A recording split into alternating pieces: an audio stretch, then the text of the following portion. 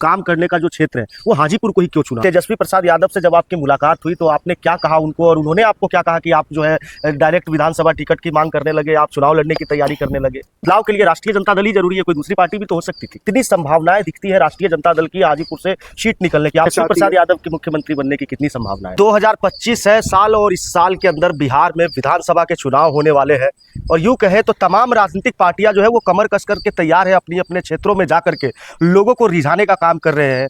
लेकिन सबसे बड़ा सवाल ये उठता है कि आखिरकार जो पार्टी के लोग जो मेहनत कर रहे हैं उसमें सबसे बड़ी लड़ाई होती है टिकट की लड़ाई।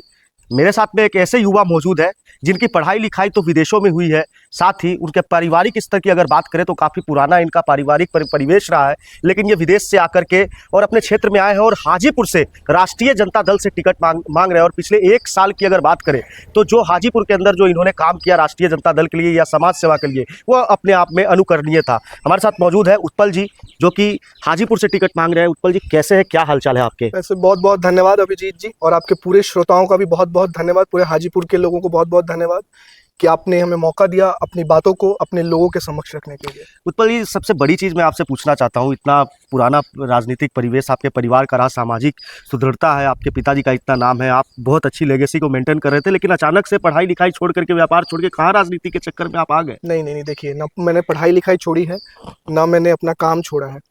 मैंने अपनी पूरी पढ़ाई कंप्लीट करी, उसके बाद मुझे नौकरी करने का भी अवसर प्राप्त हुआ, लेकिन मैंने नौकरी ना करके जो हमारा हेल्थ सेक्टर है, जो कहा जाता है कि अगर आप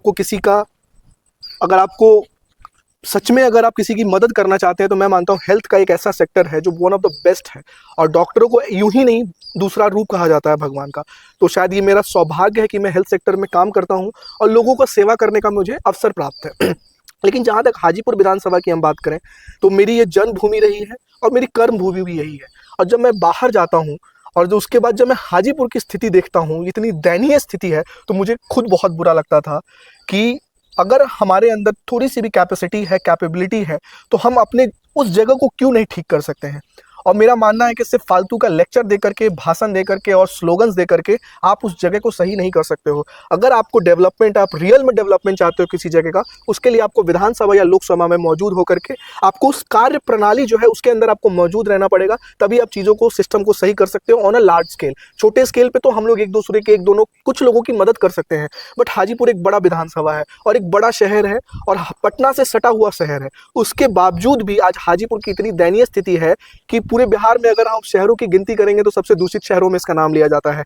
नमामि गंगे के प्रोजेक्ट्स चलाए जाते हैं और भी कितने सारे प्रोजेक्ट्स चलाए जाते हैं, और जब नगर परिषद के साफ सफाई की बात आती है तो जो भी डंपिंग होता है वो माँ गंगे में किया जाता है। जब 2 अक्टूबर आता है तो हमारे गांधी जी के बड़े बड़े पोस्टर्स हाजीपुर के अंदर लगाए जाते हैं और स्वच्छ अभियान का एक मैसेज देने का काम किया जाता है, लेकिन हाजीपुर स्टेशन के बगल में जहां महात्मा गांधी जी का फोटो लगता है उसी के नीचे कचरे का ढेर होता है। और उसके बाद नगर परिषद का जो पैसे का जो सालाना जो इनको पैसा मिलता है डेवलपमेंट के लिए, उसका भी क्वांटिटी बढ़ा दिया जाता है। तो मेरा मानना है कि जब इतने सारे पैसे आपको मिल रहे हैं तो ये पैसे जाते कहाँ हैं। उसके बाद जहाँ तक हमारे माननीय जो हमारे विधायक हैं हाजीपुर, उनसे मेरा सवाल है कि आप हमेशा बात करते थे डेवलपमेंट का, लेकिन वो डेवलपमेंट कहीं रोड पे, धरातल पे हमें क्यों नहीं दिख रहा है? नहीं, तो उन लोगों का तो ये कहना है, जो भी एनडीए की जिनकी आप बात कर रहे हैं, जो सत्ता में बैठे हुए लोग हैं, वो लोग कहते हैं कि कहीं ना कहीं बदलाव की शुरुआत है, इस कारण आपको ये इस तरीके का देखने का मिल रहा है। 2-4-5 महीनों में वो सारी चीजें अच्छी तरीके से नजर आएंगी।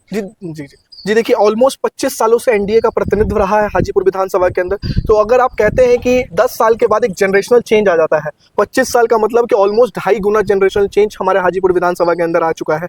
तो जब इतना लंबा अंतराल आपको मिला हाजीपुर में सेवा करने का, लोगों का सेवा करना, डेवलपमेंट करने का, तो आपने ये काम क्यों नहीं किए? अब जब चुनाव का वक्त आया है, मुश्किल से 2-4 महीने बच गए हैं, तो आपको डेवलपमेंट के प्रोजेक्ट्स याद आ रहे हैं और काम याद आ रहे हैं, और आप वैसे रोडों का उद्घाटन कर रहे हो जिसका शायद आपको शिलान्यास करना था। नहीं, वो गलत है। उसमें मैं आपको कहना चाहूंगा, वो तो ठेकेदार की गलती थी, उस पे तो बकायदा टेप वगैरह लगा रखा था, ऐसा स्पष्टीकरण विधायक जी ने दिया। बिल्कुल, हमारी जो भारतीय जनता पार्टी है, शायद वो कहा जाता है भाजपा के सभी नेताओं की तरफ से कि विश्व की सबसे बड़ी पार्टी है। तो जब आप इतने बड़े पार्टी हो तो आपकी जिम्मेदारियां भी बहुत ज़्यादा होती हैं। तो जब आप इतने जिम्मेदार पार्टी के अगर आप विधायक हो, प्रतिनिधि हो, तो मैं मानता हूं ये मिस्टेक नहीं है, ब्लंडर होता है। चलिए, एक सवाल मेरा आपसे है कि आप जब यहाँ पे लौटे, जब अपने घर पे आकर के, जब आप ग्रामीण परिवेश में आप आए शहर छोड़ करके, तो आपने जैसा बताया कि मुझे लगा कि चेंजिंग होना चाहिए, कुछ इस तरीके से होना चाहिए, शहरों में वो अभाव है कई सारी चीज़ों का।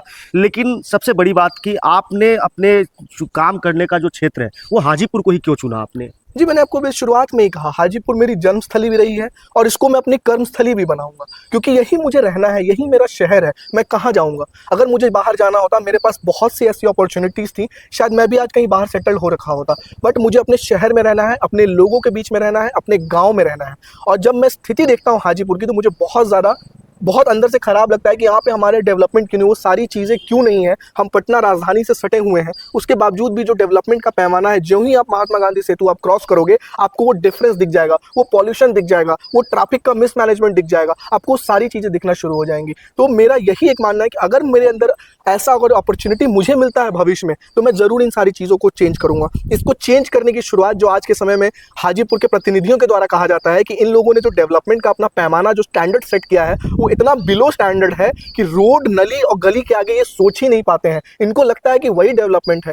पहले जैसा कहा जाता था कि रोटी, कपड़ा, मकान जो हमारी बेसिक नेसेसिटीज़ होती हैं, आज के ज़माने में रोड भी हमारी एक बेसिक नेसेसिटी के अंदर आता है। That can not be counted as a development. Development होता है कि वहाँ जो रह रहे लोग हैं, उनकी लाइफ कितनी आसान है। बट जो ही आप इन सारे प्रतिनिधियों से आप सवाल पूछोगे, वो सिर्फ आपको रोड की बात करेंगे, नली की बात करेंगे, इसके आगे उनका सोच ही नहीं है। जब एक छोटे से पार्क का उद्घाटन किया जाता है, तो ये बड़े बड़े ढोल नगाड़े लेकर के आते हैं। ये हमारे हाजीपुर की दयनीय स्थिति है।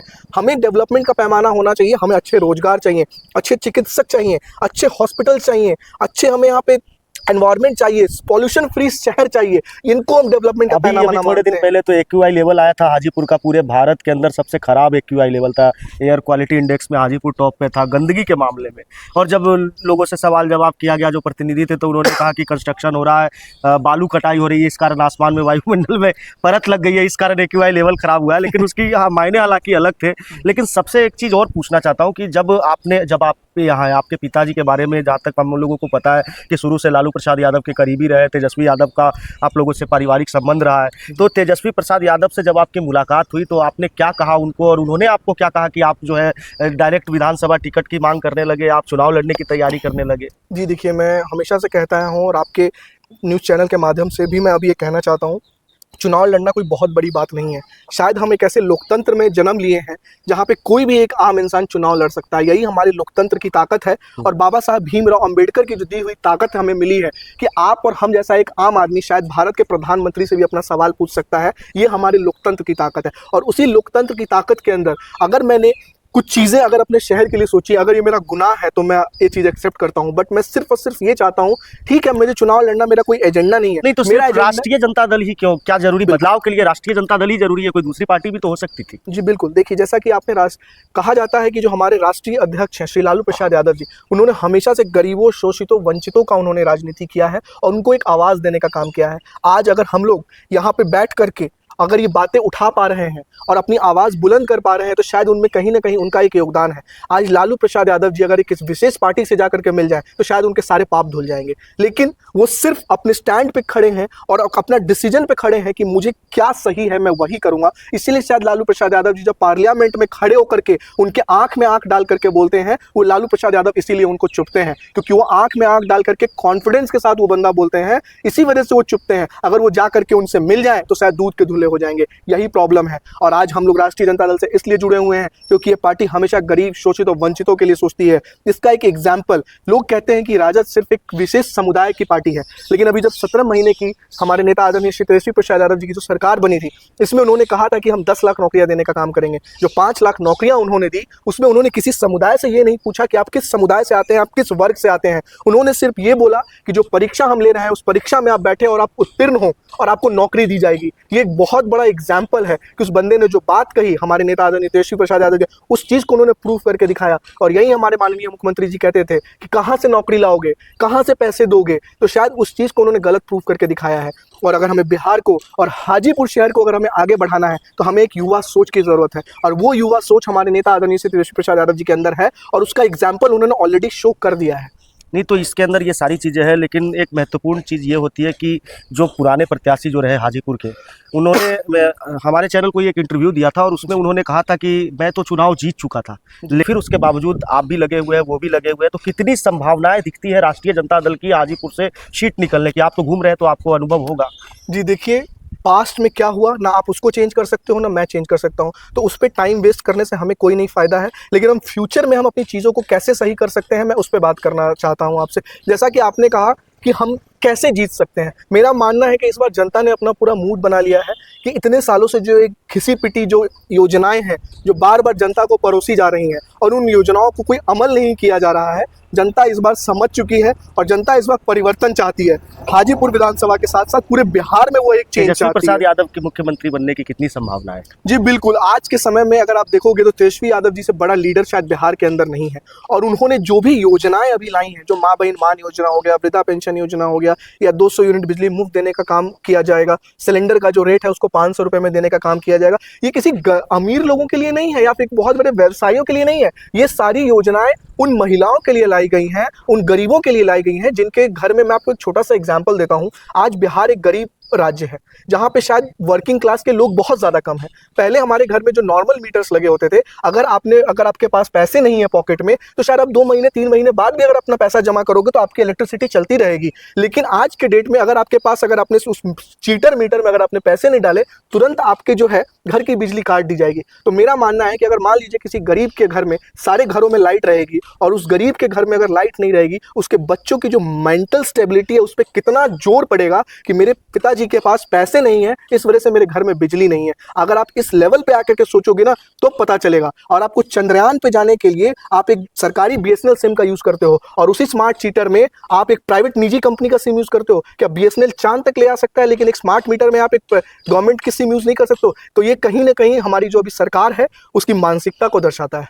नहीं तो ये सारी चीजें तो है, आरोप प्रत्यारोप तो लगते हैं। आप कितने मजबूती से खड़े हैं ये बताइए। जी बिल्कुल, देखिए मैं एक युवा हूँ और मुझे लोगों का बहुत अच्छा एक सपोर्ट मिल रहा है और शायद उन्होंने मेरे अंदर एक उनकी एक आशा जगी है कि कोई अगर यूथ आएगा तेजस्वी यादव जी की तरह, जो उनके साथ कदम से कदम मिला करके चलेगा, तो हमारा जो वे ऑफ काम करने का तरीका होगा शायद थोड़ा अलग होगा। और मैं ये बिल्कुल भी नहीं कह रहा हूँ कि अगर हम लोगों को मौका मिला तो मैं हाजीपुर को दिल्ली बना दूंगा या लॉस एंजलिस बना दूंगा, लेकिन इतना ज़रूर कह सकता हूँ कि अगले 5 साल के बाद अगर हमें मौका मिला तो 5 साल के अंदर आज के डेट में जो हाजीपुर की स्थिति है उससे ज़रूर बेहतर स्थिति होगी। मैं कोई बहुत बड़े बड़े क्लेम नहीं करूँगा कि 6 महीने में मैं ये कर दूंगा, मैं वो कर दूंगा, लेकिन जब आप 5 साल के बाद मुझसे मिलोगे तो आप ये खुद कहोगे कि आज के डेट में 2025 में जो हाजीपुर की स्थिति है उससे ज़रूर बेहतर होगी। देशमत न्यूज के सारे दर्शक आपको देख रहे हैं, क्या अपील करना चाहेंगे, क्या कहना चाहेंगे? जी बिल्कुल, आपके सभी श्रोताओं को, हाजीपुर के सभी लोगों को बहुत बहुत धन्यवाद कि आप लोगों ने मुझे अभी तक इतना प्यार दिया।